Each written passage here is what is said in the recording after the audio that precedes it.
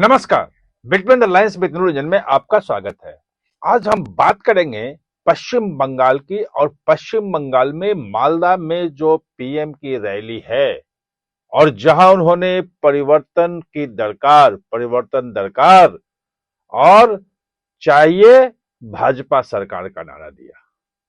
वो मुंबई और महाराष्ट्र कह लीजिए कि जो नगर निकाय के जो चुनाव थे उसके रिजल्ट के अगले दिन जो पीएम ने कहा उसके क्या मायने हैं, और मालदा से क्यों कहा।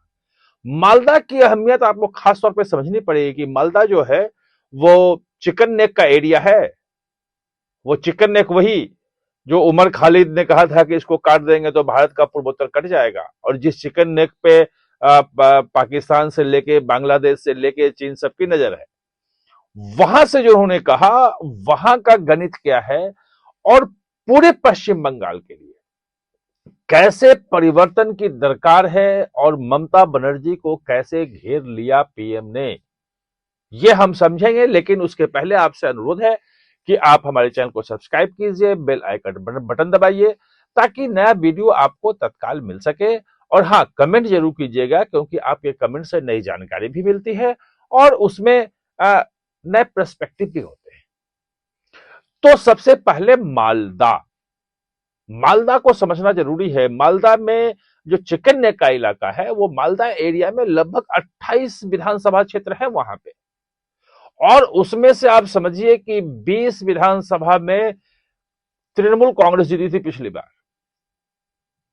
यानी कि अगर इस बार जो भाजपा की तैयारी है, जो कोशिश है, वो यह है कि बिल्कुल उल्टा कर देना है। कितना सफल होंगे देखना पड़ेगा। लेकिन मैंने यह शुरू में कहा कि मालदा को चुना क्योंकि मालदा अगर पलट जाता है, मुस्लिम बहुल कहा जाता है वो जिला इलाका, वो पूरा मालदा, मुर्शिदाबाद, 24 परगना, ये सब उस सीमावर्ती जिले मुस्लिम बहुल है। मुस्लिम बहुल जिलों में अगर बाजी पलट जाती है तो फिर पश्चिम बंगाल फतह जो है वो बिल्कुल आसान है। और जो घुसपैठ को बड़ी समस्या भाजपा ने बनाया है, और प्रधानमंत्री ने आज कहा भी कि घुसपैठ अगर रोक सकती है तो सिर्फ भाजपा रोक सकती है, और घुसपैठ से अगर सबसे ज्यादा कोई प्रभावित है तो मालदा के लोग हैं, 24 परगना के लोग हैं, मुर्शिदाबाद के लोग हैं। वो किनारे वाला इलाका है, बांग्लादेश सटा हुआ इलाका है, जाहिर है वहां घुसपैठ की समस्या बड़ी है और सबसे ज्यादा वहीं से होती है। और इसीलिए वहां से ट्रेनों की सौगात भी दी। जो है वंदे भारत का स्लीपर वर्जन जो है वो पश्चिम बंगाल से दक्षिण भारत से लेके पूर्वी भारत तक कई जगह शुरू किया उन्होंने, और ये कहा कि विकास जो है वो तो है ही, विरासत का मतलब कि जो बंगाल की अस्मिता है, बंगाली अस्मिता, मां, माटी, मनुष्य, इन तीनों की भी रक्षा जो है वो भाजपा करेगी। ये चीजें आपको सिर्फ ये लग रहा होगा अभी कि ये तो भाषण है, भाषण का क्या है, लेकिन थोड़ा डाटा में अगर आप चले जाएंगे तो डाटा अगर आप जाएंगे तो आपको लगेगा कि डाटा में बहुत कुछ खेल पड़ा हुआ है, बहुत कुछ खेल है उसमें। पिछली बार लगभग 2,42,00,000 वोट मिले थे भाजपा को, तृणमूल कांग्रेस को 2,82,000 या 84,000 ऐसे समथिंग था, यानी कि लगभग 40 लाख वोटों का सिर्फ अंतर था। अगर परसेंटेज वाइज जाएंगे तो लगभग 8% का अंतर आता है। 48% के आसपास वोट तृणमूल को आया था और भाजपा को आया था 40% के आसपास। यानी कि अगर पिछले बार के आंकड़ों के हिसाब में सिर्फ जाएं और उसमें से अगर 20 लाख वोट भाजपा और ले आती तो बाजी पलट सकती थी। ये बहुत ज्यादा वोट नहीं है, 294 विधानसभाओं में 20 लाख वोट बहुत ज्यादा नहीं है। और ये इसीलिए जो मेन जहां पे ध्रुवीकरण हो सकता है वहां ध्रुवीकरण, जहां विकास चाहिए वहां विकास, जहां बंगाली अस्मिता चाहिए वहां बंगाली अस्मिता, ये सब कुछ को लेके आई है भाजपा। और आज जो प्रधानमंत्री ने जो मालदा को चुना है और मालदा से जो पूरा का पूरा संदेश दिया है पूरे पश्चिम बंगाल को, और ये कह दिया है कि अब परिवर्तन का समय जो है वो पश्चिम बंगाल में आ गया है, बगल के आसाम में हो चुका है, त्रिपुरा में 10 साल से है, आसाम में भी 10 साल सरकार है, बिहार में भी है, उड़ीसा में भी सरकार बन गई है। और उन्होंने जोर दे के कहा कि अब पश्चिम बंगाल की बारी है। और मैंने आपको डाटा के हिसाब से बताया कि अब पश्चिम बंगाल की बारी अगर कह रहे हैं तो सिर्फ नारा नहीं है जैसा कि पिछली बार था। पिछले बार नारे थे क्योंकि जमीन पे उतना काम नहीं था।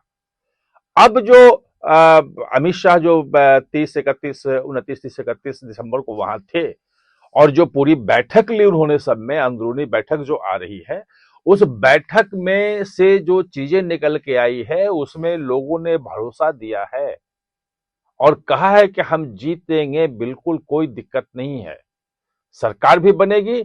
और बहुत अच्छी पूरी की पूरी रणनीति समझाई है कि ये जो कहां कहां, और ये मैं कोई 20 लाख जो गैप है वो जनरल गैप की बात नहीं कर रहा हूं कि 20 लाख भर जाएगा, वो बूथ वाइज गैप को भरने के लिए पूरी रणनीति बनी है कि हर बूथ पे 75 से 80 वोट 100 वोट कैसे लाए जाएं। और अगर बूथ पे ऊपर काम हो रहा है, वहां पे जो रिपोर्ट रखी गई थी अमित शाह के सामने, उसमें काफी पॉजिटिव चीजें थी। देखना यह है कि वो सिर्फ रिपोर्ट है या सचमुच में उसके आधार पे वहां पे परिवर्तन की जगह बन गई है क्या। जो अलग से रिपोर्टें आ रही हैं, जो मीडिया से और बाकी जो रिपोर्ट, जो पत्रकार वहां घूम रहे हैं और जो लोगों से बातचीत कर रहे हैं, वो ये जरूर बता रहा है कि करप्शन का जो मामला था वो इस बार जो है वो ज्यादा भारी पड़ेगा। खासतौर पे पार्थो चटर्जी वगैरह के यहाँ से जो मतलब 25-25 करोड़ रुपए 27 करोड़ रुपए कैश मिले थे, वहां जो घोटाले हुए शिक्षकों की भर्ती में 26,000 शिक्षकों की नौकरी जो है वो कैसे सांसद में फंस गई और घोटाले हुए, मतलब सुप्रीम कोर्ट तक से साबित हुआ। भले उनकी नौकरी बचाने के लिए ममता बनर्जी सब कुछ कर रही है, लेकिन वो शिक्षक योग्य नहीं थे, पैसे ले दे के उनको नियुक्त किया गया था और इसलिए कहा गया कि भाई ये पैसे दे के नियुक्ति हुई, पूरी गड़बड़ी हुई है तो इनको रहने का अधिकार नहीं है। तो ये एक बड़ा है। और उससे भी बड़ा सवाल जो है, अभी जो लॉ एंड ऑर्डर वाला आ गया है, जो कोयला घोटाला जो था, कोयला चोरी जो है, और उससे जो 2742 करोड़ 2742 करोड़ रुपए जो अनूप माझी उर्फ लाला ने कमाए और वो उसके जाने की बात जो है, पैसे पहुंचे हैं, मतलब आईपैक तक पहुंचे हैं, 20 करोड़ तो वहां ही पहुंचे थे। अभिषेक बनर्जी, उनकी साली, पत्नी, सबका नाम आ रहा है कि उनके अकाउंट में ही पैसे गए हैं, विदेश में ही पैसे गए हैं और ईडी उनकी भी जांच कर रही है। तो ये जो ईडी को रोक करके ममता बनर्जी ने जो खेल किया और सोचा, तो एक तो वो बैकफुट पे आ गई है, सुप्रीम कोर्ट ने नोटिस जारी कर दिया है, जो अधिकारी उनके सामने हैं उन पे जो है गृह मंत्रालय की तलवार लटक पड़ी है कि कब उनके खिलाफ क्या कार्रवाई हो जाए कुछ नहीं पता। मतलब अब अमित शाह के पास है तो कार्रवाई होगी, क्योंकि आपने अखिल भारतीय सेवा के अधिकारी हैं और आपने एक केंद्रीय एजेंसी की जांच में दखल दी, उसका रोका, उसके अधिकारियों के साथ मारपीट की, उसने जब्त किया था वो छीना।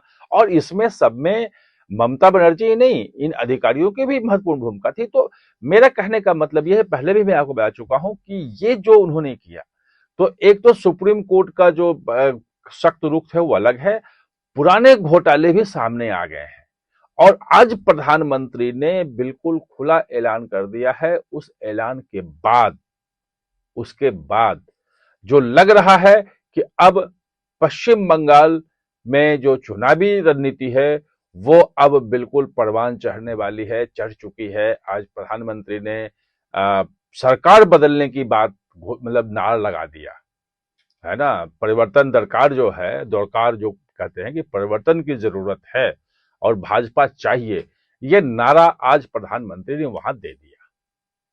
देखते हैं कि आगे क्या क्या होता है, यह डेवलपमेंट होगा, आपके पास आएंगे हम। आप हमारे साथ जुड़े, इसके लिए बहुत बहुत धन्यवाद।